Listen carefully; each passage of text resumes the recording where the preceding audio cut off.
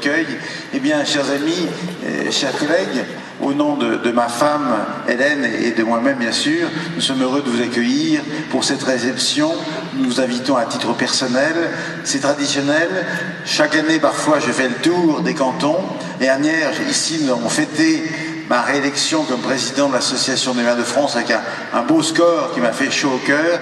Et puis cette année, je dois partir au Chili, invité par l'Association des maires du Chili le 15 janvier. Donc je ne pourrais pas faire le tour des cantons. C'est la raison pour laquelle on vous invite aujourd'hui pour une soirée en 3 temps.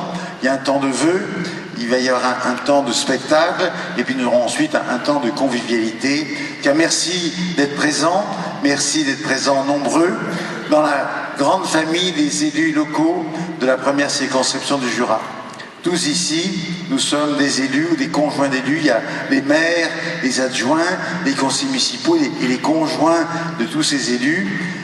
Tous ensemble, élus, nous gérons nos communes, nous réglons par nos délibérations les affaires de nos communes. Ça demande du temps en réunion communale, communautaire, syndicale, et c'est bien évident et bien normal qu'on associe nos conjoints qui subissent bien souvent nos absences longues. Donc ensemble, dans le cadre de cette union familiale des élus, eh bien nous allons faire ce soir la fête. Beaucoup de choses nous rassemblent. C'est vrai que la fonction de maire, d'élu municipal, change son homme. Nous ne sommes pas les élus d'un clivage, d'un camp politique. On est, une fois qu'on est maire, le maire de tous les habitants. Par hypothèse, nous sommes des élus et des maires rassembleurs sur des projets de territoire. Chaque jour, nous créons du lien social. Chaque jour, nous recousons parfois le tissu social. Et cette tâche commune, ces valeurs communes, ces actions communes nous rassemblent. Donc, heureux d'avoir avec vous ce temps d'échange. Heureux de vous dire aussi que ces vœux sont un moment où on peut communiquer avec l'autre, c'est un moment d'échange, un moment d'écoute mutuelle, un moment de projection, j'ai dit encore hier soir, d'une espérance. Alors je projette des vœux pour vous, de santé, pour chacun et pour chacune d'entre vous, pour vos familles. Et c'est vrai que dans nos missions, dans nos fonctions de maire, d'élus locaux, nous avons besoin de santé, parce que nos concitoyens font appel aux élus locaux, font appel aux maires, chaque fois qu'il y a un problème, en toute nature, en tout sujet, eh bien c'est aux maires, aux élus locaux qu'on fait appel pour trouver une solution donc aux problèmes qu'on rencontre dans sa vie. Donc soyez en bonne santé, en bonne forme pour assumer votre mission. Et puis des vœux aussi pour nos communes. Je souhaite que nos communes continuent dans le Jura, comme en France, à être des lieux dynamiques où l'on porte des projets de territoire, où l'on a des actions d'équipement, de développement, de cohésion sociale. Ça, c'est un rôle essentiel des élus locaux. Et pour ce faire, Marie-Madeleine Perard l'a dit à l'instant, vous n'êtes pas tout seul. Je suis en tant que député avec mon équipe à vos côtés.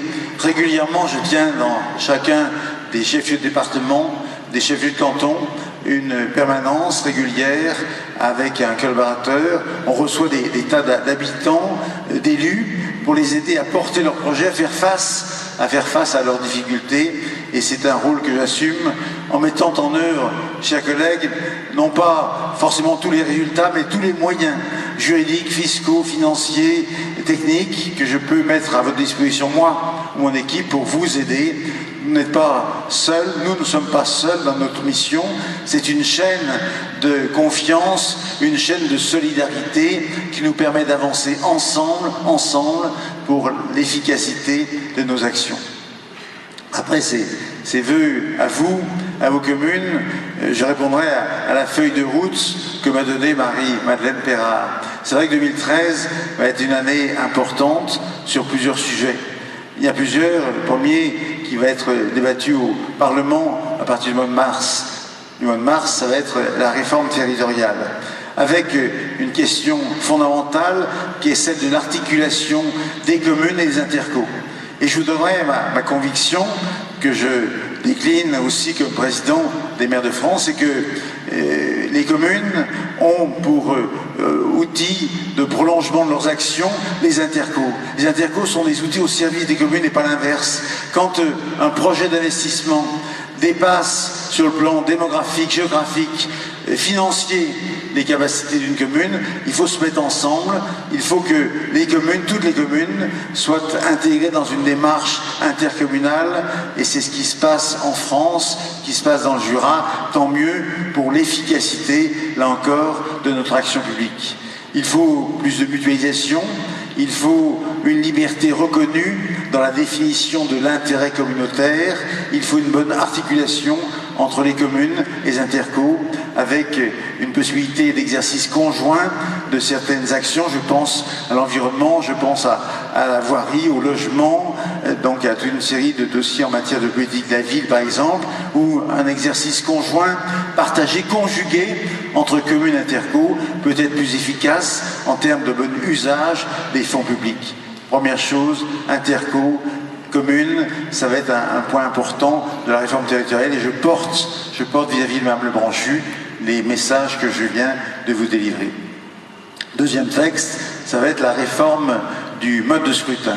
Et là aussi, ça va être à partir du 15 janvier au Sénat, avec une conviction que j'ai portée vis-à-vis de l'ancien président Nicolas Sarkozy, vis-à-vis du nouveau François Hollande, c'est de dire il faut absolument que la désignation des élus communautaires passe par le jugement des électeurs dans chaque commune. Il ne faut pas qu'il y ait d'élection directe au niveau intercommunal sans passer par le crible de l'élection communale. Et c'est ainsi qu'a été mis en place par l'ancien gouvernement comme par le nouveau. Il y a une continuité en la matière d'un système de fléchage pour les communes au-dessus de 1000 ou au-dessus de 1500, c'est pas encore arrêté, mais en dessous, ça sera simplement l'ordre du tableau, le maire à défaut le premier adjoint, le deuxième, etc. Par contre, au-dessus de 1000 ou de 1500 habitants, il y aura un fléchage. On pourra, quand on votera pour un conseil municipal, voter en même temps pour ce même conseil municipal qui sera aussi conseiller communautaire. C'est une démarche qui permet encore de bien articuler le rôle des conseillers municipaux, qui sont aussi des conseillers communautaires, qui sont ensemble investis de la confiance de leurs concitoyens. Deuxième